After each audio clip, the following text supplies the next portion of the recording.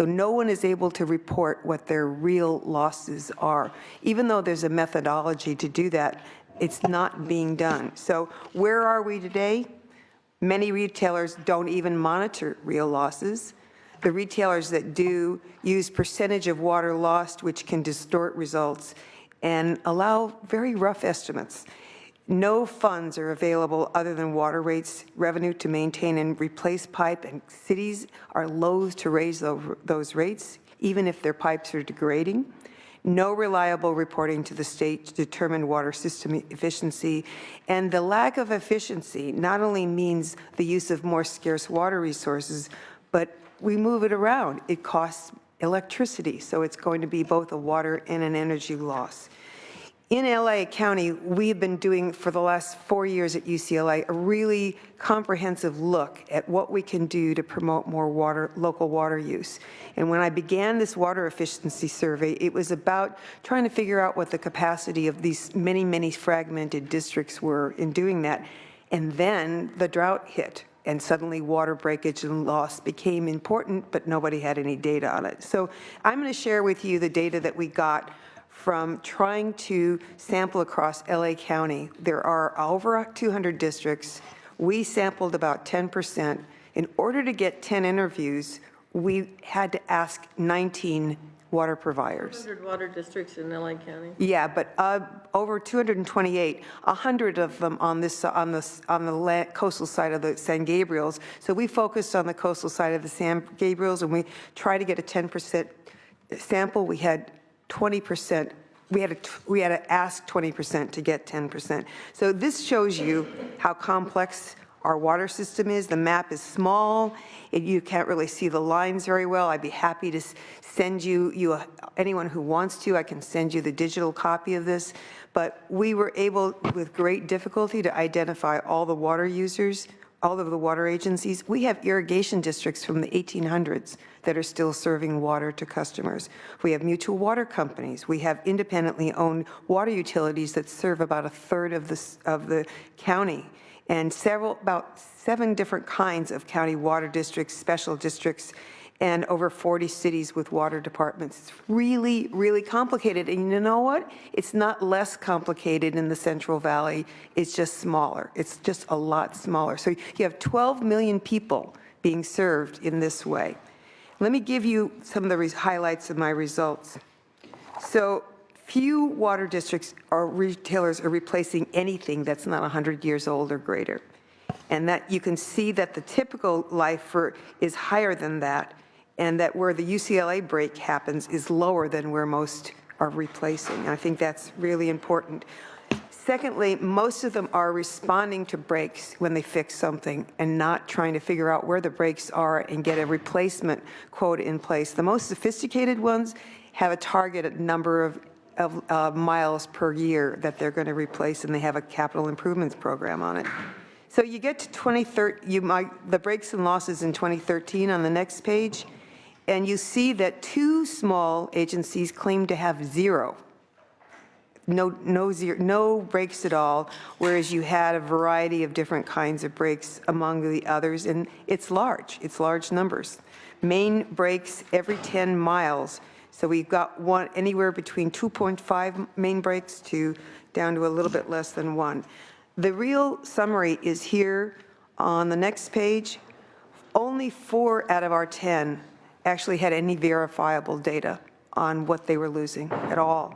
Most of them were at around 4% or less, which is very highly suspect for being that small. But if City A was, for instance, the city of Los Angeles, that would mean they were losing 20 million gallons every single day at 4.1%.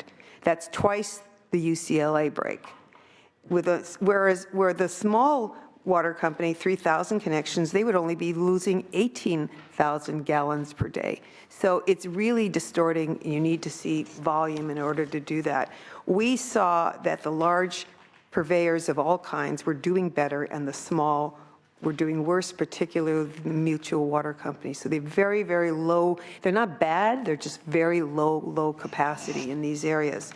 So here are some of the conclusions that come from that. First of all, we really think that SB 555 by Senator Wolk and Senator Pavley absolutely has to be passed. We have to have annual water loss audits based on the AWWA methodology. We have to have valid metrics for reporting based on new data coming in, uses of volume of water rather than percent. And then this is important where you could help. Maybe submetering of apartments is not very cost effective, but helping districts meter everything so that they can figure out what's not in the system and actually be able to estimate real losses would be really important. The state needs to make sure that the retailers get technology and technical assistance for water loss detection programs. They don't know how to do it, and some of them don't know what's reliable and what's not reliable that they could install. Many cities have installed smart meters for different purposes. I could talk to you about what's effective and what's not there. And then for the small retailers, they're going to have to find a way to help pool their resources in order to be able to do this at all. They have a general manager, they may have one engineer, they have a consulting engineer, they don't have anybody else in-house except for the person who answers the phone and does the bills. So we're going to have to figure out in a city, in metropolitan areas where as many as 42,000 connections are in 3,000 units or less, connections or less, how we help those 10,000 and fewer connections do the job because they currently can't do it. So, and then we need to advocate for a federal local public water system infrastructure bond. One of the big reasons people are not paying attention to this is that there isn't the money for them to go out and replace, especially in disadvantaged communities where they don't have the capacity. And one of the other problems is that there is incredible opacity among water retailers. They are not used to having anybody ask questions about anything. They're used to operating pretty quietly. And so the questions that the state board is asking now are sort of a shock to their system, but they need to become more transparent. Okay, thank you. Thank you very much. And thank you for the plug on the legislation, even though I disagree with both of you about submetering, obviously. It is not a fungible, cost-effective, it's not a fungible funding mechanism. I mean, the submetering goes in, I don't want to go into that, but you won't get a data system if you don't do submetering. That's not the way it goes. So that's the problem. There are many things to do, and submetering is an important one for conservation. Anyway, questions of the panel. Ben? Yeah. I've very unfortunately been pulled in and out of various things this morning, but what was the dispute about submetering? Did they disagree with you on? Yeah, they don't think it's a cost-effective way of whatever. I don't mean to say never, but I just know from, for example, in San Francisco where I live, that is not going to be where there's going to be a lot of savings potential. And in fact, in some cases, it's just very difficult to go into a building that has water mains along different parts of the building that where every unit that's hooked up to a particular pipe is using that. And so getting measures for each resident is quite technically complicated, and so probably not. We should not aim for perfection on that. I think is the San Diego did it. We don't need to discuss the legislation here, please. Legislation for buildings going forward. Yes. So that when, so maybe it's We more agree. difficult. No, we agree. We agree with that. It's the retrofitting that's a problem. retrofitting. Thank you. Logistically difficult. Let's go on to other things. I appreciate it.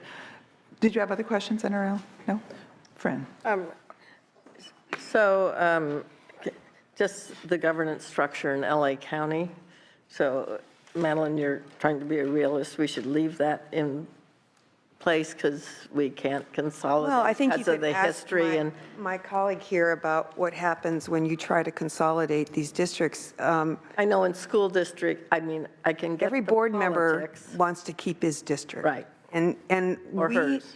I think that what will happen is that what's happened in LA County is that when there's been a big problem and there are amalgamation, San Gabriel Valley is a very good place to, as an example, they have a Superfund site there. almost all of their water, they actually do have about 40 to 60% local water. So they depend greatly on their replenished by imported water, groundwater basins, and they are very polluted. So they pulled together and had the legislature create a San Gabriel Valley Water Quality Authority.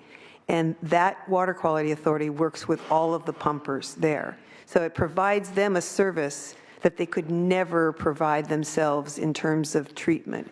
And I think if, to the degree that water retailers start to recognize that they're being asked to do things like provide conservation services, that they need help with that. The dilemma with conservation services is that they need to hear from their local water people. They are the ones that they're building from. So even in LA County, where the Metropolitan provides a lot of incentives, people find it unbelievably difficult to figure out how to go there. And in my water district, I try to get a grass rebate, and I got an email back saying, you're not in our district. So it's really, their whole communication system is a little limited. You've been paying those bills for no reason? Yeah, but apparently they want my money, but they don't want to give me a rebate, so. Ms. Lester Snow, what would be your advice to the legislature? Short-term things would be on the top of your list that we can be doing in the next year or two. Well, it's kind of like all of the policy stuff that I rattled off, I think needs to be considered, if not in this section, then roll into the two-year session. Right. Because I think these are things that just need to be tightened up. And our water resource reality is different now. And in fact, it has changed more quickly than our policies and institutions have been capable of adapting. So I think we need to cue these up. For me, as I look at this list and what we're trying to do, it's about engaging coalitions. I mean, if I want to talk about queuing up the Kuehl bill, for example, I need to be talking to the BIA about that. And others, water districts that end up having to serve these units. But I think all of them need to be on the table. And adequate funding. We do not have adequate funding, as generous as the bond was. When we think about implementing the groundwater statute, and then, as I said, making sure that we're building the facilities to maximize groundwater recharge, we don't have enough money on the table. And so that's an issue that I know it's not popular after we pass a water bond to talk about how we're going to pay for the rest of it, but I think that's important that we engage that discussion. And then the other thing, we heard almost every discussion today needing better data.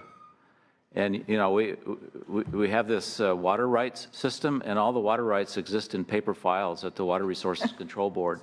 And yet California is the center of information technology of the world. And we still have paper files. And you have to, if you want to find out something about a water right, you've got to hire somebody to go and labor through the files. And that just needs to be fixed. That's really not acceptable. And the other thing I'd mention I didn't have on my list, but I know everybody's on top of this, especially with respect to the drought, but it's disadvantaged communities. That issue is exacerbated by the drought and the rapidly declining groundwater levels. But before the drought, we had communities without adequate drinking water. After the drought, we're going to have... and others that have water quality problems. Right, exactly. And that will be there after the drought. So there needs to be a focused effort, and hopefully the drought provides us a little bit more momentum to deal with that issue.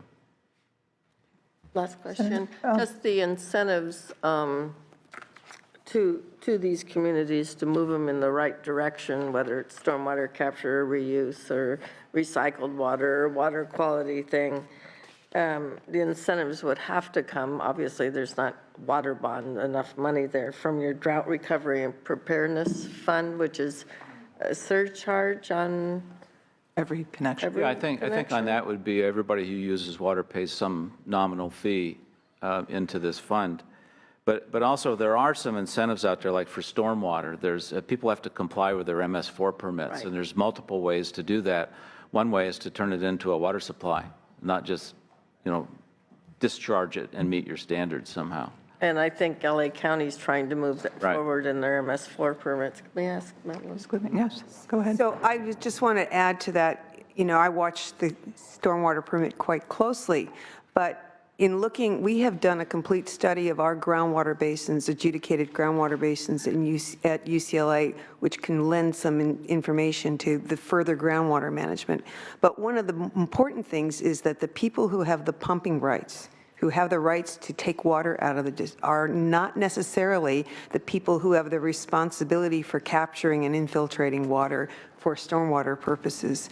And there's going to be a huge problem if they are not able to recapture some of the benefits of storing water in a very limited way. We have a lot of cities that are not the pumpers in their area, and so if they're going to get charged to infiltrate to water, that'll be very bad, and I think that's going to be a problem in all counties. Right, I just have one question, and then we'll close it for the day. And that was the question that I posed in the very beginning that I hoped you would deal with, and that's the issue of pricing.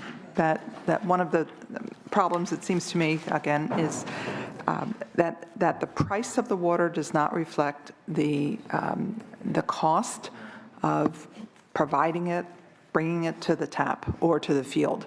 And I don't know how we move to a better system. Certainly the Australians did in a very draconian way, but we ought to, it seems to me that is an issue. That would change a lot of the dynamics with respect to show me the water, whether agriculture or urban. When it becomes a more precious resource, and that's usually the price, then you're more careful with it. Everyone's more careful with it, but I don't know how we get there, but I certainly think it's essential. So I think it's a really good question, and it's one that's been discussed a lot in the media too lately, of sort of how do we get people the right signals that they feel the scarcity. And Madeline mentioned, one way in which some utilities are not charging enough in terms of just maintaining their infrastructure, the leaks. So that's sort of in some places a cost that should be added that's not.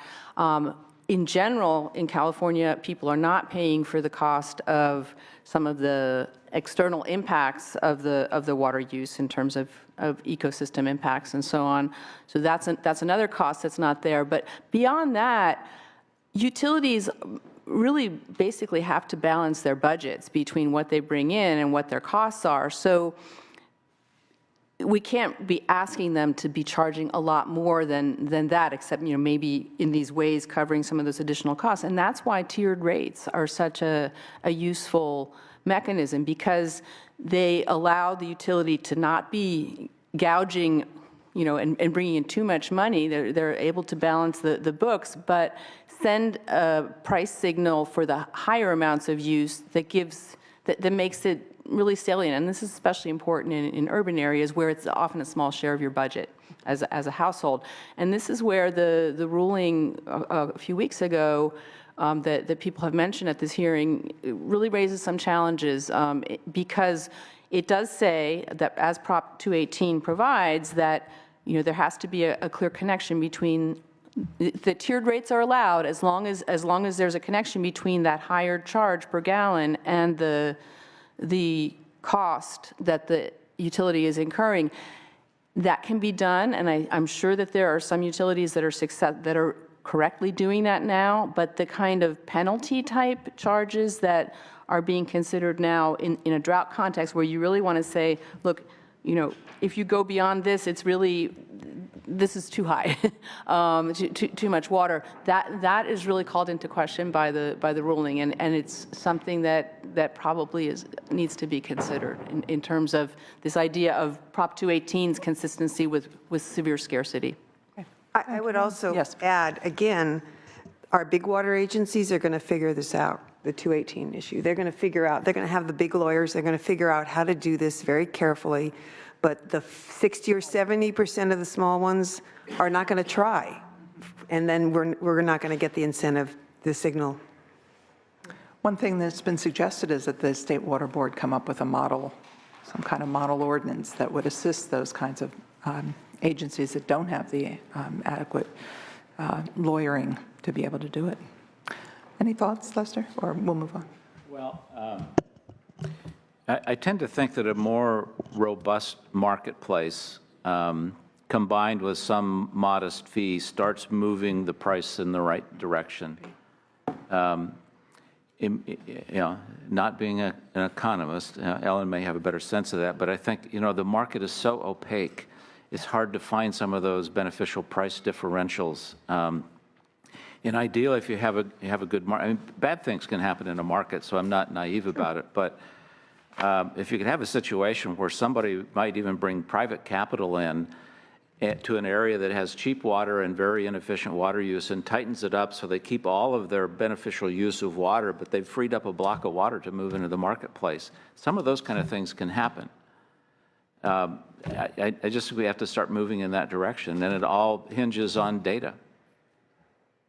All right, Senator Allen, you had a comment before we ask for public comment? I noticed that Ms. Marcus is here, and I had a previous commitment, so I was running in and out, and this kind of relates to this discussion. I was just wondering if I could ask a question that maybe some of the panelists could answer, and she might want to answer this as well. It just has to do with, the fact that several of the cities in my district, and I know some of us are in a similar situation, triple in size every day during the day because they're major job centers. And I just wanted to get a sense of how the state is thinking about adjusting the per capita daily allocation based on that sort of disparity. And I just love... Like in El Segundo. El Segundo, Santa Monica, Torrance, exactly. So I'd love to ask Chairwoman Marcus, and I appreciate your forbearance, and also get some comments from the other panelists about this if they have thoughts. And I'm happy to follow up, too, with whatever communities that you have that may be concerned. We set the tiers based on residential per capita, not on industrial per capita or commercial per capita, precisely because that gave us an apples to apples, or as some people said, at least a fruit to fruit comparison to set the tiers, and then the communities can take their reductions off their entire gallons per capita per day, off their entire production. And so that factor, how many people you have coming in during the day, shouldn't affect what tier you're in at all. It would probably give you more opportunities to save through retrofitting or behavioral change or outdoor irrigation at those facilities, unless I'm not understanding the question. There's a fair amount of confusion, and we spent a lot of time the last month talking with folks about how we were doing this, but generally there should be, that the setting you described should not be a particular problem, or unless I'm missing the question. Well, I guess to the extent that we have per capita per day allocations, and if it's being, we don't? You don't, no. Right, okay. You don't. It's just it's residential per capita use was used as a measure to decide how to assign tiers, and then the reduction can come off all produced water. It was just a measure to be fair, and it's a reduction off 2013. The place we've made an adjustment that does come in the tiers is where you had a tourist economy or you had a second home economy, like some of the Tahoe areas, where they were looking at their total water use and then dividing it by their full-time residents, even though they had all kinds of folks. And so there you had a difference in residential numbers, and we're allowing them to make changes. But your daytime population is just another opportunity for conservation, is how I look at it, would not be how they were put into a tier. Okay, all right. That was the first thing. The second, thank you for that clarification, and I'd love to sit down with someone from your staff at some point Sure. to better understand the mechanisms. But the other question I had was, when the state's asking that watering be limited to 2 days a week, but not necessarily, I mean, it's possible you addressed this earlier, and if that's the case, I apologize. But I wasn't getting a sense that there was necessarily direction with regards to how much water was being used.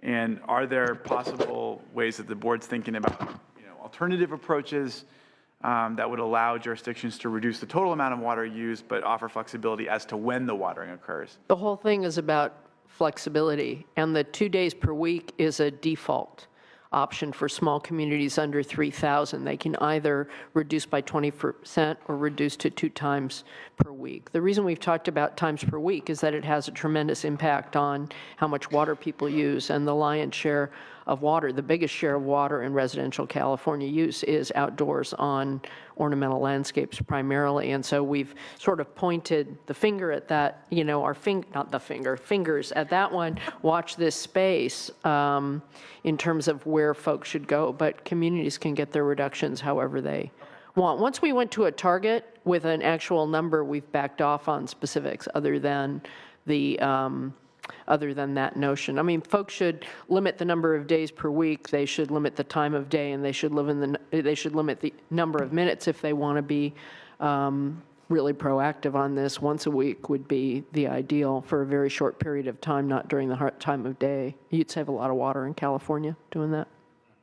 That's very helpful. Thank you. All right, I want to thank the panelists very much for your insights and testimony, and thank Felicia once again. We have public comment. If there's anyone who wishes to speak very briefly, that would be very nice. Come up to the mic. Use the mic at the side. That would be fine. Just, or sit down, either one. I don't want you to get comfy. Very brief. Thank you, Chair and members. I'm not comfortable. Don't worry about it. Okay, good. My name is Dorothy Rothrock. I'm with the California Manufacturers and Technology Association.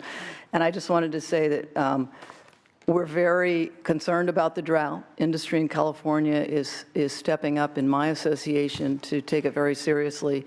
We've been reaching out to all the boards and agencies to see what it is that industry can do to participate in the solution. And of course, we'll be doing all that we can in the ways that we can in an emergency basis. But I just want to point out how difficult it is for industry to change process water use on an emergency basis. And so we are working with the agencies to find more longer-term solutions to that. What kind of programs can be put in place to provide more energy efficiency and water use efficiency, because often those things go together, energy and water use. So thank you very much for this, and we do appreciate the work the board did in a very short amount of time on a very, very difficult process. Thank you. Okay, thank you. Welcome. Madam Chair, it's John Norwood on behalf of the California Pool and Spa Association. I know you've been talking about big mega issues here, things That's a like better that. business than the sod farmers down in Ventura County. It is, and although it is a product that uses water, it's not a product that wastes water. And we've been very concerned. We've been working with the Save Our Water campaign. We actually have a campaign called Let's Pool Together that suggests all kinds of ways that people that do own pools and spas can save additional water, that type of thing. In most areas, water districts understand that new construction of pools uses a de minimis amount of water, that pools are 3 times as efficient as the turf they usually replace, as efficient as California-friendly landscaping, and if people cover them when they're not in use, they're as efficient as drought landscaping.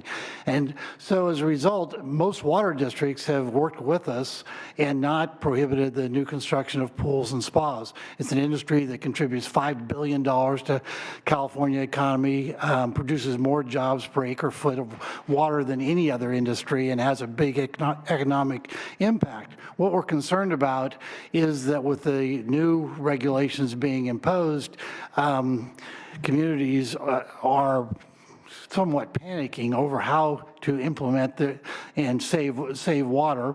What we're experiencing is city councils all over the state jumping to the conclusion that swimming pools and spas waste water, and therefore imposing bans on permitting of new pools when the water savings there are less than 5% of one day's supply in a community to build all the pools. And so we're just concerned that, the governor has said we're not about finger pointing, we're not about cutting off economic activity and this and that. As we go down the road, we really have to express our concerns about doing something, to telegraph to local communities that this is not about putting legitimate businesses out of business.